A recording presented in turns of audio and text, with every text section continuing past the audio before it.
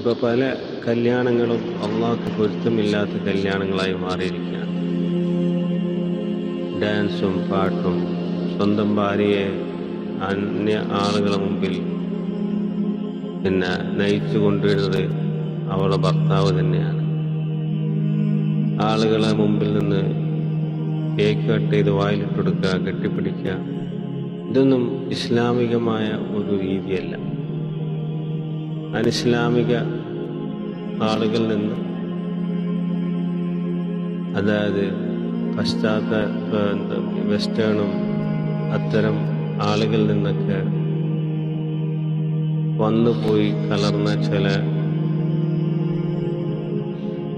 കൾച്ചറും ചില സാഹചര്യങ്ങളും നമ്മുടെ മുസ്ലിം കല്യാണങ്ങളിലും വന്ന് കൂടുന്നുണ്ട്.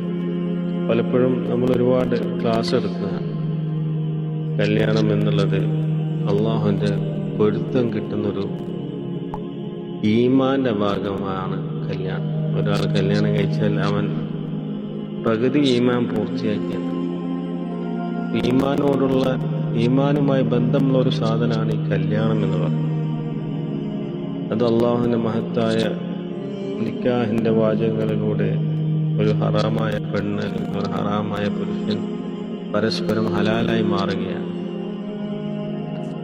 മലക്കുകളുടെ സാന്നിധ്യമുള്ളൊരു സ്ഥലമാണ്. അവിടെ വെച്ചിട്ടാണ് ശൈത്താന്റെ സാന്നിധ്യമുള്ള, ശൈത്താനെ ഒളിച്ചു വരുത്തുന്ന ആഭാസങ്ങളും മറ്റു അനാവശ്യങ്ങളും ഹറാമുകളുമൊക്കെ ചെയ്തു കൂട്ടുന്നത്. പിന്നെ എങ്ങനെയാണ് ആ ദാമ്പത്യ ജീവിതത്തിൽ അള്ളാഹുവിനെ പൊരുത്തമുണ്ടാവുക? ഈമാന്റെ പകുതി ഭാഗമാണെന്ന് പറയുന്ന ഈ ഒരു മഹത്തായ സംഭവം തുടങ്ങുന്നത് തന്നെ ഹറാമിലാണ്, അള്ളാഹിന്റെ കോപത്തിലാണ്.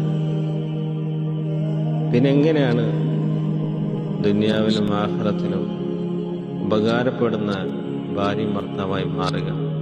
ഇല്ല, അത് ശൈത്താന്റെ ചിറകിലായിട്ടാണ് ആ ജീവിതം വളരുക. ആരും സീരിയസ് ആയി എടുക്കുന്നില്ല. കാരണം ഇൽമിനോടുള്ള അദബില്ല, ആ വെളിച്ചത്തോടുള്ള സത്യസന്ധതയില്ല. എല്ലാം ചെയ്തിട്ട് ഖേദിച്ചിട്ട് കാര്യമില്ലല്ലോ. ചെയ്ത് ഖേദിക്കുക അള്ളാഹിനെ കളിയാക്കുന്നത് പോലെയാണ്. ശരിയാണ്, എത്ര പാപം ചെയ്താലും തൗബ ചെയ്താൽ അള്ളാഹു